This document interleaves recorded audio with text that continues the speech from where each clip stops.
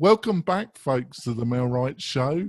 This is episode 143. I've got my co-host here, Robert Newman. Hey, everybody. Would you like to quickly introduce yourself? Hey, I'm the founder of Inbound REM. I'm an experienced real estate online marketing, I don't know what you call me, consultant. I've worked for or run some of the sales teams for some of Real Estate Technology's best known website providers like Agent Image and Inforza, and now I have my own company called Inbound Real Estate Marketing. That's great. And I'm the founder of Mel Wright. We're a platform that gets you quality leads from Facebook.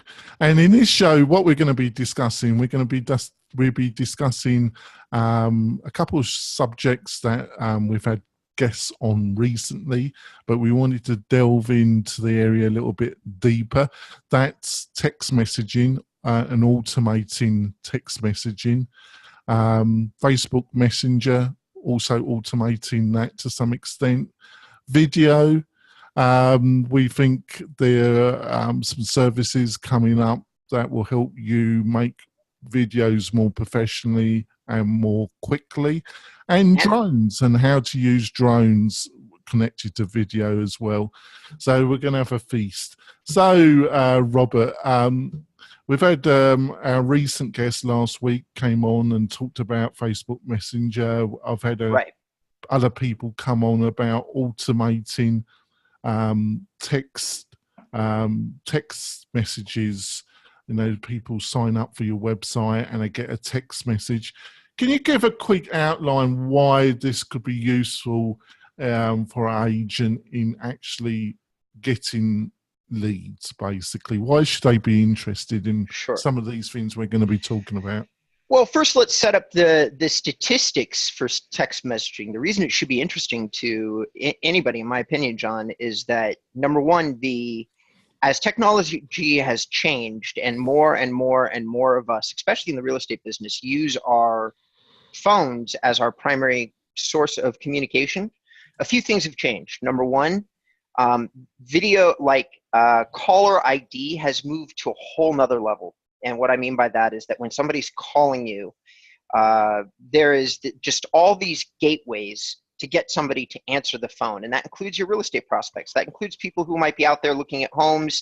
If they see a caller ID come in and they don't necessarily know who it is, or if they're just not in the mood to take the call because they're not going to take it. However, while that's been happening, the open rate for text messages has just gone insane. It's like 80% or 90% of all text messages are read. Compare that to 5% for email, and the fact that something like 70 to 80% of all calls get screened. If you want something actually read, text messages is actually the best. There isn't even anything else that compares, just in terms of an open rate. Like, just, I'm going to look at this real quickly. So text messaging needs to be, in my opinion, part of a direct response campaign. And I know that you're deep into technology too, and I'd be curious to hear what you had to say about that. Well, yeah, I think I agree with everything you said. You know, that is the main reason why people look at text messaging. We had one, I'm a terrible person for names, but I'll make sure it's in the show notes, folks. One of my former guests had a service that dealt with, if you were advertising heavily on Zillow, obviously they send those possible leads to multiple agents at the same time. So it's really important that you're number one, number two, contacting that possible lead, because after they've been contacted by the 8th, 9th agent, they've had enough. Basically, you probably find it extremely hard to get hold of that agent, or they're going to not be that agent possible lead, and they're not going to be that happy. So his service was that, and also, so he had people actually answering on your behalf, and also if you're available through text messaging, you can't be available 24 hours a day. You can be as flexible as you like, but you can't. So they would take over, and their scripts were quite impressive. You know, you didn't get the impression that it was a third-party service at all. But that's an example. Another, another example is if somebody makes a query on your website and they do give you a phone number, that you send a developed message to that phone number through text messaging saying, it needs to be short. Would you like me to contact you? I'll text you next, tomorrow, or if it's first thing in the morning, I'll be texting you in the next couple hours to arrange a chat or whatever. Short and sweet. That's what you need in text messaging, isn't it, Robert? I would agree with that. I would absolutely agree with that. And just to be specific, because I like to be specific, it's there's a lot of different things that you can do with text messaging. The best services out there have automated scripts that they've tested and retested. And that's what I'm a big believer in, is doing multivariate tests. So you can say, for instance, you're going to send a text to somebody and you could say, hey, you recently signed up for such and such a lead service on Trulia or Zillow or Real Geeks or whatever it is. Do you still want to talk to me about the property that you're looking at? Some of the services that are out there inside real estate, like Bold Leads and others, actually have real specific text that tie directly into the landing page, which is the marketing message that the person looked at when they signed up for whatever it is that they signed up. And of course, those tends to have the highest open and the highest response rates.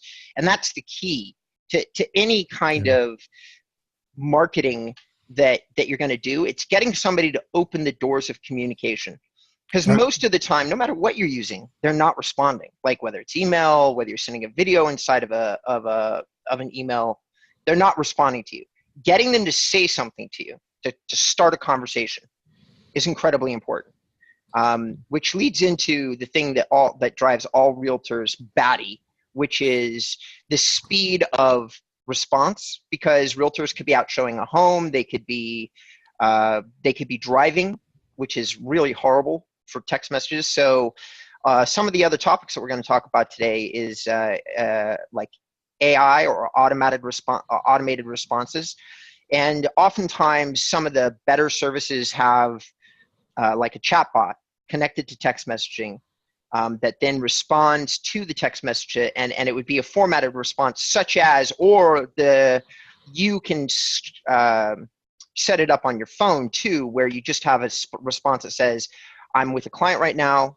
I will call you in the next 15 to 30 minutes. Like, you schedule a window, but you send that out as soon as you see a response text, no matter what it says. Like, it doesn't matter. Just say, hey, I'm busy. I'm going to get right back to you. And now you've responded to them, and hopefully the window to reach out to them and then start an actual sales dialogue occurs. One thing you've got to be aware of, folks, if you're you've got your website and I'm going to use a term now, landing page, that landing page, what that basically is, folks, it's a page that has one message and it wants one outcome from that message. And it wants to gather information from prospects. Right. And you offer a inducement to get those prospects' contact details. The only problem is, if you add a field and you make it mandatory, i.e. phone number, it dramatically increases the dropout rate, i.e. they don't fill in the form to get the lead magnet. I've found in the testing that we've done, from 30 to 50% decline in the amount of people that are prepared to fill in that form. So you've got to be aware of that, haven't you, Robert? You do. And that comes down to a philosophical kind of it comes down to, and it leads into a whole nother dialogue, which is about process. And my opinion on what you just said is all based on are you prepared with a marketing process? What is your process on the back end? If you're not very prepared, if you don't have a process set up, like let's just say that you don't have a way of nurturing an email address the moment that you get one, like you don't have an automated drip campaign or a series of things that happen when somebody gives you their email. At that point, in my opinion, and this is just my opinion, it's nothing else, but my opinion is you want more higher quality leads. So I would say let's get phone numbers, but if you have a big process on the back end, like a tool that's doing all these different things for you in terms of nurturing the lead, then an email address is actually enough. And you're as you mentioned, if you're building up a list, which I know you and I have dialogued a lot about this, if you have the ability to build a database and that's important to you, and you've got a way of monetizing your database, then you might want to set your registration gateway at a lower point. You are absolutely correct in everything that you said from my experience as well. You get... But the other way of looking at it, though, is if you're prepared, to get a lot less people filling that form, those that do, because they're giving you a phone number plus email, they're showing a stronger signal of intent to you. They're going to be slightly higher quality leads than somebody just putting their email, or if you're using various type of Facebook, they don't even have to put their email. Facebook just supplies the email that they supplied when they opened their Facebook account. But that's great, but that's shown less intent. So if they're putting their phone number, email, you're going to get less people doing that, but it's a stronger intent signal. Would you agree? I'd agree with that. Yeah, I would agree with that. I would absolutely agree with that. So it swings and roundabouts, folks. But the focus of the show's changed with Robert coming on board. We'll be delving into all this over the weeks in a lot of detail, and it's a new direction that I wanted to take. But this is why what Robert said about you've got to sort your processes out is the great difference between traditional real estate marketing and online marketing, because having automated systems are important especially when you're asking for a phone number. Having a automated text messaging system that sends them a quick, if you can, because you really should ask for a mobile number, so you can text to them, or you need, and this is going into why having a customer management system like Follow Up Boss or Line Desk, or there's a number of them, Wise Agent, there's a number of them, why that's important. It's to me, it only becomes important if you're going to start marketing heavily online. Did you say Follow Up Boss? Did I hear you say Follow Up Boss? Yeah, Follow Up Boss. Okay, all right. Because that's my favorite. Just so the audience knows, right now, of all the technology that I've looked at, and I've looked at Line Desk and Follow Up Boss, I have not looked at, what was the other one, Wise Agent? I have not looked at Wise Agent. But Follow Up Boss has the ability to structure a series of pre-formatted text messages. Line Desk does have the same, but it's not quite as good of a tool as Follow Up Boss is. But then again, the cost for Line Desk is far less. Slightly different price level, isn't it? Right. Yeah. So really, and here's what I tell my clients, John, which is I say, if you're an individual agent and you don't have a ton of processes set up, you want to keep the cost as low as you can, but still get all these features. So I'm always going to recommend Line Desk. If you're a team or you're a broker who wants to build a team, at that point, you need to seriously consider a Follow Up Boss, because there's team mechanics inside the tool, and the tool is more robust, which means that because you should be looking at spending more money on your marketing to feed your team of people anyway. At least that's how most brokers do it. That's not how all brokers do it, but that's Thus, you want a better tool. And again, Follow Up Boss delivers that to you, in my opinion. Just I totally agree with you. The only thing I would say, you know, as somebody that's built websites, somebody that has been a developer, somebody that's been involved in technology as a second career for the past 12 years, I would not, but I want to caveat this. I actually consider Follow Up Boss's actual interface to be one of the most attractive, modern, and helps with the ease of use of all these systems that we've discussed, and I honestly mean that. But Follow Up Boss also does quite a lot. So does LineDesk. But even as an experienced person used to technology, it is not easy to totally set up.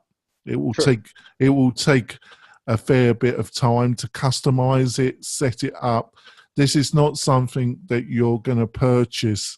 I think they do offer extensive onboarding services, both LineDesk and Follow Up Boss. But this is not something you're going to set up in a couple of hours in the afternoon, is it, Robert? No, it isn't. And I'm so glad that you brought that up, John, because most of the services that I've looked at, whether it be a website or CRM follow-up system like the ones that we're talking about, like LineDesk and Follow Up Boss, they all have various setup times involved with them. And I'm so grateful that you mentioned that, because it's frustrating for me, and I'm sure it's frustrating for the service providers, that people have the thought that, oh, I'm going to purchase this, push a button, and it all works. And it doesn't work like that. And you're right. I am the same way. I've been in technology also for a long time, and I review a lot of these services as part of my own web strategy. And yet I still find them, like when I look at a new service, if somebody calls me and says, hey, I've got this thing, I wanted to connect it to my site, I usually have to scope 4 or 5 hours of my time into that contract, because I've got to look at this service and see how it works and try to figure out how to connect APIs and do all that other stuff. It takes time. And it's various amounts of time. So I hope none of our audience says, gee, how much time does it take? Because the answer is, we don't know if we haven't set it up, and we haven't set it up a few different times. We just know it takes time. Yeah, basically. Web time is a bit like cat time. You know, anything you think is going to take an hour will take at least 2.5 hours. So true. We're going to go for our break, folks. We'll be back. We'll be talking about Facebook Messenger. We'll be talking about video and the coming of the drones. We'll be back in a few seconds, folks. I like that. The coming of the drones. Yes, the coming of the drones. We're all going to be replaced by artificial intelligent drones and robots, folks. We're doomed. That's nice, isn't it? There we go. You can tell that we live in interesting times, can't you, folks? Yes, I watched Westworld on Sunday. There we go. So back to subject. So basically, I consider what we said about text messaging. A lot of what we've said applies to Facebook Messenger, doesn't it? True. Yes. I'm sorry. Go ahead. The only thing is that there are more strict rules around how you can use Messenger, because it's on somebody's playground, Facebook. So they put in rules that won't limit the power, but you've got to understand these rules. One of those is, if let's say somebody goes to your website, fills in a form, and they click the button, and then it opens Messenger. Now, Messenger is a separate application on iPhone and Android. And also it will open up if they're on so the nice thing is it will open and a message can be sent.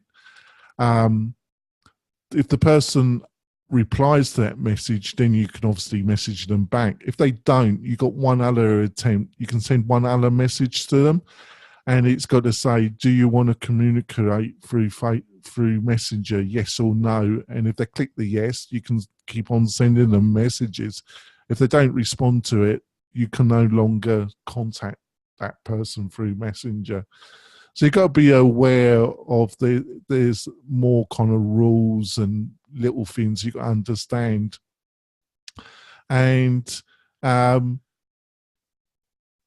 other thing, I don't know what your thoughts about this is, Robert. The other thing is, I haven't run one of these campaigns. You know, I've been looking at it, but I haven't run one of these. So somebody fills in a form, they click a button to get a lead magnet, boom, Messenger opens up automatically on their phone. Do you think they're going to be a little bit ticked off about that? I am not the world's biggest Facebook fan. So I have to be honest. Join the rest of the world, folk. Yeah, I have to be honest with you, and I have to be honest with the audience. I have to be honest with everybody. Like I think that Facebook has really applied a heavy hand to all their tools in order to become a public company and to manage their platform. And I personally am not a fan of subjecting myself to their ever-changing, ever heavy-handed rules. So I think that number one. But you could. I'm sorry to interrupt, Robert, but you could say the same about Google, could you not? You could, except that I feel that they have been far less heavy-handed. It's not that they haven't. By the way, I agree with you. Your statement as a broad stroke, I agree. But having been part of the Google ecosystem for like 15 years now, and 10 as making my living in it, I just think that they're far more generous and far less heavy-handed than most other services. And that's not to say that you're not right. They do. I would say in general you're correct. There are two areas where they've shown heavy. Well, there's been three areas where they've shown a degree of heavy-handedness. I would say is around their local search product and how they're over the years handled changes with that. I think sometimes it's not been that particularly subtle. Then you got the debacle around Google Plus and their attempt to build their own social network. I think some of the ways that was handled wasn't that particularly graceful. And finally, and in some ways it's shown the highest level of heavy-handed. What we're talking about basically is their management of YouTube and the changes that you can find on that. So, but in general, I do agree with you. But because obviously what I've outlined has been over a 10-year period, and how Facebook has managed things has been a lot more rapid and a lot more hard-handed. I agree. But let's talk about Facebook Messenger and how it applies to real estate business. So one of the things that you can do with Facebook Messenger, and one of the things I definitely want to talk about, is that despite everything that we're saying, John, I know a lot of people that use Facebook Messenger as their primary communication tool. Funny enough, I've increasingly been using it because they've increased the tools. You can do. I'm a great believer in Zoom, and we use Zoom to record this show, folks. It's a video webinar online platform. It's fantastic, and if you've got a team, if you're a boutique agent with a team, I would suggest that you look at Zoom as a way of doing conferencing calls with your internal team. But one of the great things they've added, isn't it? It's now got video conferencing inbuilt in Messenger, isn't it? Right. Yeah, it's got video conferencing inside Facebook Messenger.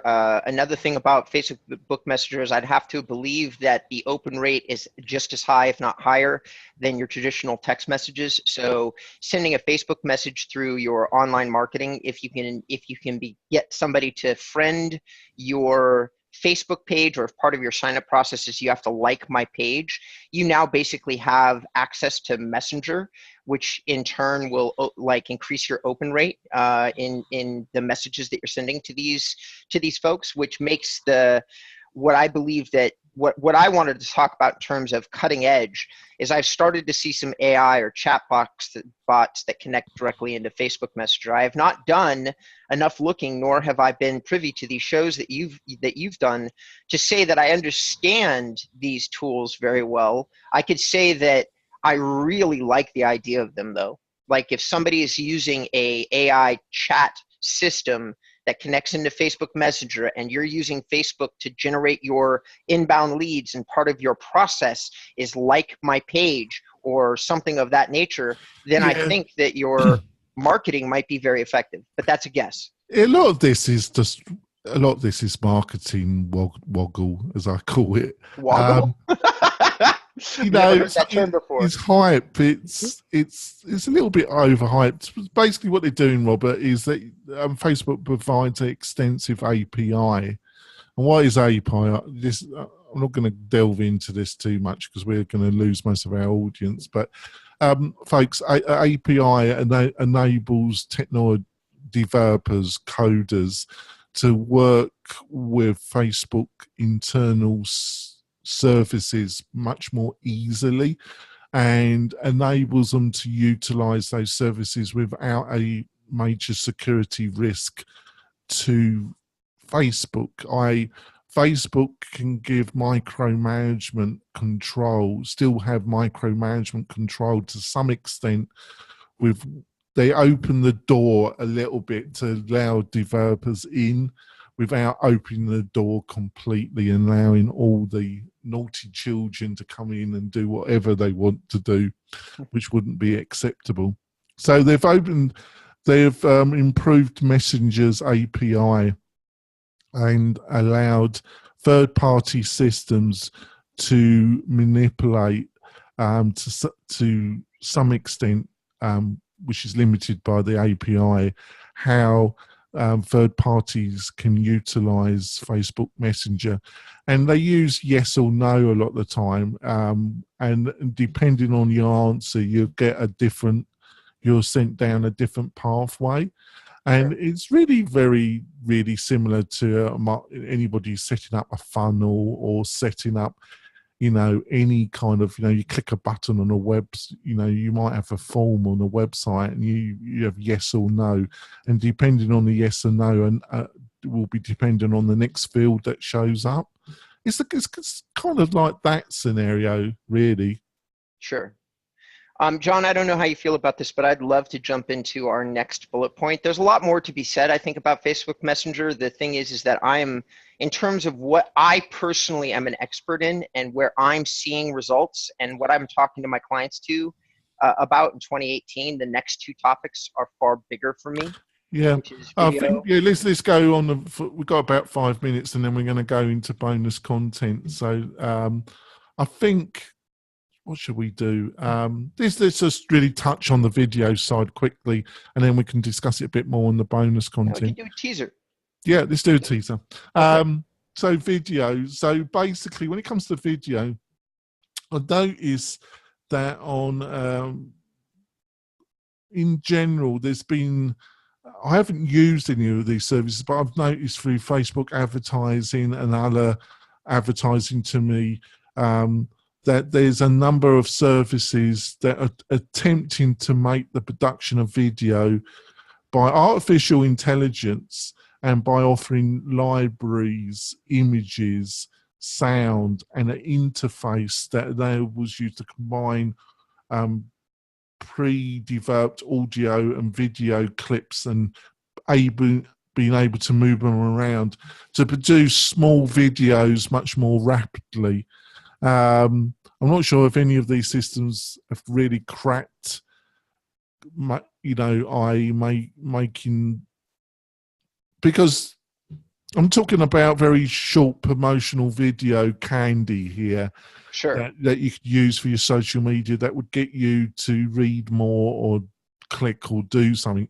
They're really aimed at what I call the video candy market. Would you agree with that, Robert?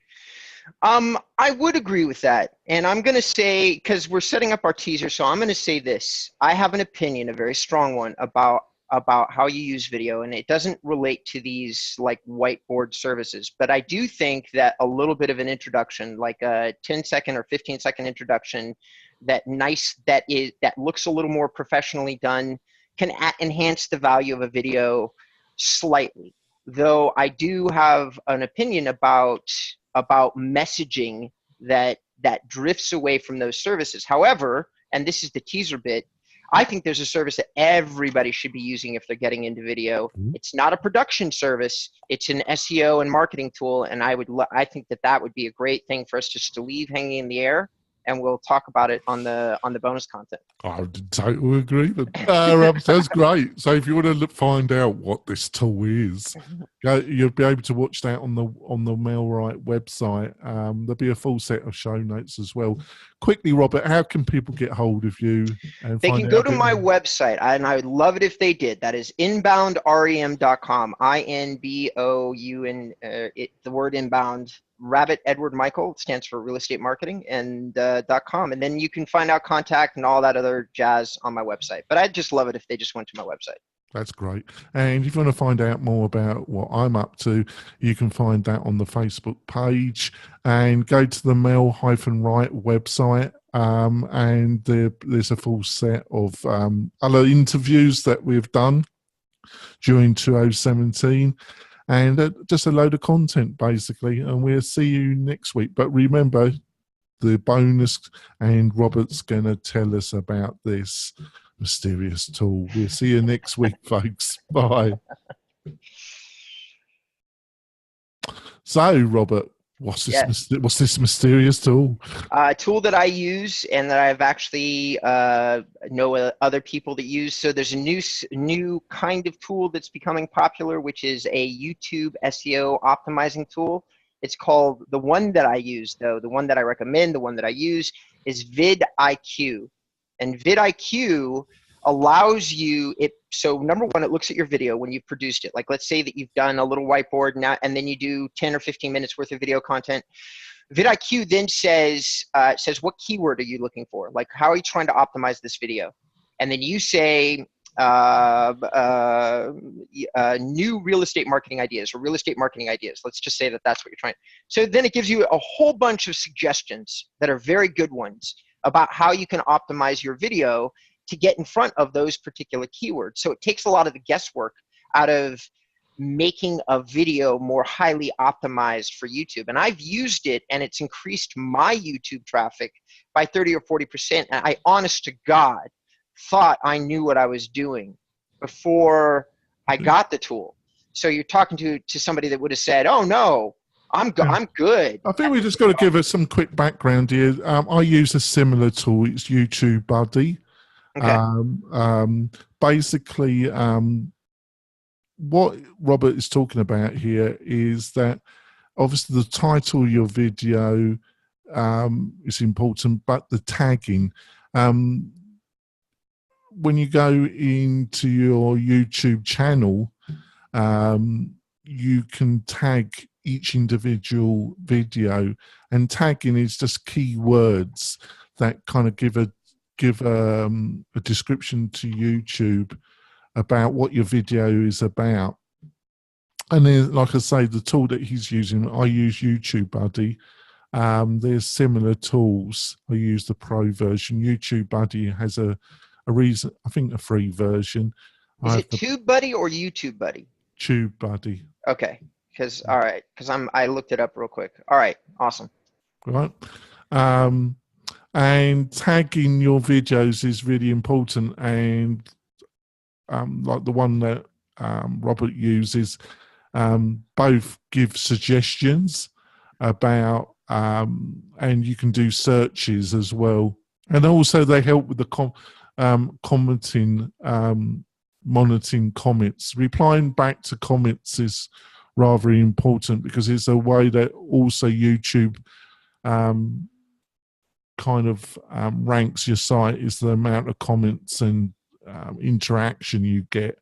Right. And also there's an SEO guy that's done a lot of good videos about using YouTube, and that's Brian Dean. And if you go to Brian Dean's YouTube channel. He's got a number. He's just done a revised video about marking up or improving individual videos SEO, and he's got some tips and that as well. And Yeah, you're talking about the founder of Backlinko. That's what I thought you were talking about. I was I'm wildly excited that you mentioned his name. He's one of my favorite people in all of SEO right now. Yeah, I've tried to get him on to be interviewed on my show, on my other show, but he's he's always travelling, and he's very difficult to track down, Brian. But one day I'll get him on one of my shows. I got ranged on my show, so I think Brian should come on now. Anyway, I think so too. I think so too. So, but that.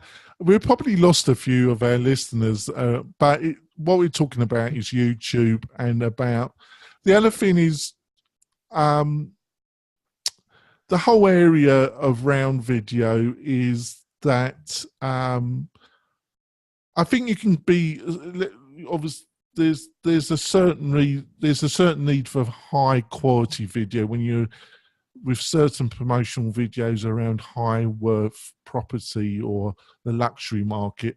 But on the other hand, the other thing is that with the new iPhone, with a couple little tips, you can get reasonable video, and you should really just start talking to local people in your community and talking about your local area and putting those videos up, and then tagging them in the right way. And then you can get a intro done very cheaply, can't you?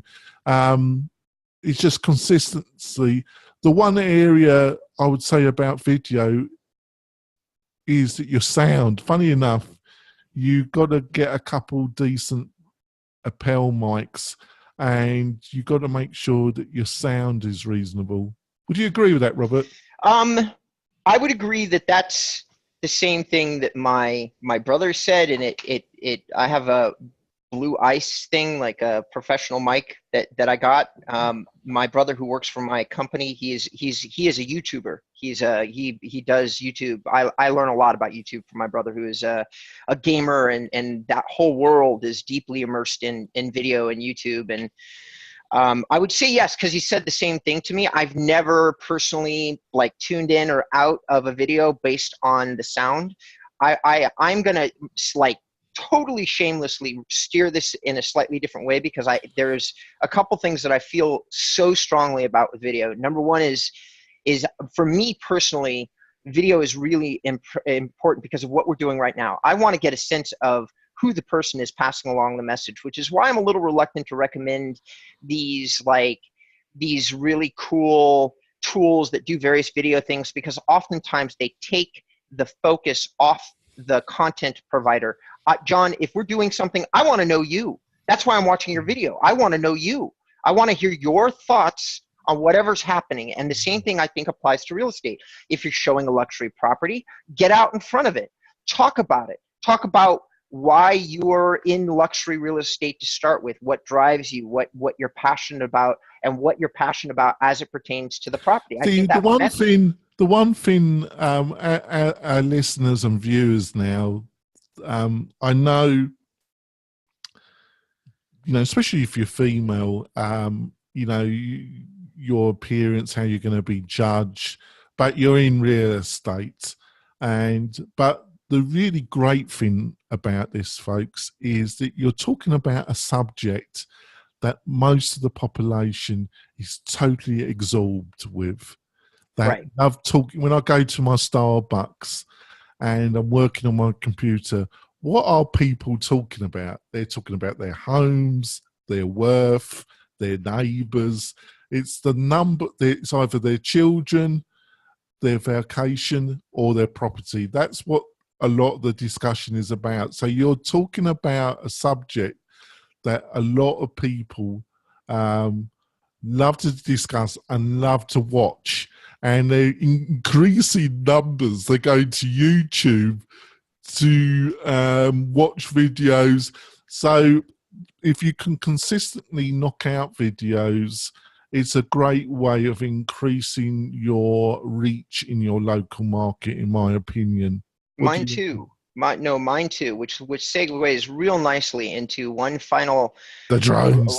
one final thing that we talked about, and I think there's a great way to get like you can create a drone video, and then my recommendation would be to figure out a way to put a little head of yourself, just like we are doing right now, where you can see a little image of one of the two of us at the top of the screen on top of a drone video. Because another way to talk about property is to actually film a video using a drone, and you can either record sound on top of it, like just shoot the drone video, or well, video editing is not my strongest skill set, so I'm going to leave that alone. I'm just going to simply say there's ways to do it. But here's one of the things that I think that people still overlook a great deal, which is you want to produce an unusual type of content that people will watch, go aerial. It's still incredibly relevant. I don't see a lot of people doing it. Even on, if you're selling a kind of generic subdivision type home in some part of the country, aerial videos are still an excellent way to market that home. And you can be sure that even if you're staging the home, or if it's not your listing, yet you want to sell the listing, you can still produce a unique kind of content around that listing that nobody else has done, just by grabbing a drone, doing the aerial shots, doing a quick once over of the neighborhood in general, and doing a quick conversation about it. Like, do you know that area? Have you lived there? Have you sold 15 homes in the general vicinity? These are all things that you can say, and just say, and my clients like this. You've got the aerial view of the neighborhood itself. You can say, off in the distance, you can see the Home Depot. Right here, you can see the house itself. It's a quiet neighborhood. Everybody has well manicured lawns. That's like drone technology has not come into its own in terms of real estate marketing. And I think that if somebody were just to apply themselves, it would be very easy to get a lot of views and a lot of connection with audiences if they use drones. That's my opinion. What do you think? I agree, but I think I understand why. But I think it's something that you should really investigate. This is my position on it. I think for the average, depending on your market, if you're in the luxury market, you're probably looking at this. B, I think in most large suburban areas, there are now video companies, editors, individuals, photographer, video producers that are offering drone services to their real estate agent clients. I see probably try and get one of them to come on the show. Actually, that'd be interesting, wouldn't it? Yeah. I've noticed that, but we're talking about large suburban areas like Seattle, San Francisco, the Bay Area, large, right, we're seeing that. But there is a cost. But what I would do is I would utilize a drone like that when I was producing what I call video evergreen content for my website. What I mean by that is that any serious, in my opinion, any serious agent that can invest a bit of money into their website should be looking at evergreen content. What I mean by evergreen content, that you don't have to change every month. It's content that can be static for a year, 18 months with some updating, but it's content that Google will love. And it's generally about particular areas in your city or area that you're covering as a real estate agent, about a particular area, community, where you could do a drone flyover, then have a video with you in front of it, talking about the schools, the general community, and then doing a decent write-up as well. Google just loves that type of stuff. What do you reckon, Robert? Well, that's a huge topic and falls directly. Well, next week we haven't got a guest. We can just talk about that next week, can't we? I mean, that falls directly into my bailiwick, because that is what I do for my clients. I've got him interested, folks. He's really that is very much a topic that I talk to my clients about. I agree with you 100%. I think that if you're producing, I've always defined evergreen content or SEO or inbound marketing kind of the same way, which is everybody in the world has questions. Google tries to provide the best answers to these questions. If you can do that and let them know that you feel like you have the best answer on their site by sending some signals to the content, that right there is inbound marketing or SEO, whatever you want to call it. But that's a strong, solid way to do marketing. And evergreen just means that you think you've come up with a good enough piece of content that you can keep it on the site for a while. I think that video is a very good way to do that. I think that if you have developed some passion for a topic, like you've got your passions and I've got mine, which is why people are tuning into this show in the first place. And the same thing should hold true with your real estate website. If you're a real estate agent or broker, find some things you really like to talk about that relate to your profession and put those things on the page in the form of video. Chances are very strong that you will not have to update it all that often. Once you find your niche, because you're passionate about it, and if you've targeted that interest the right way, it's very unlikely that anybody else is going to unseat you or talk about the same topic in the same way that you are, which means that, yeah, your content is static. You can leave it there. It's evergreen. And other pages. But funny enough, it's a bit like what you were saying about the drones. I don't see that many agents really doing that well. Right.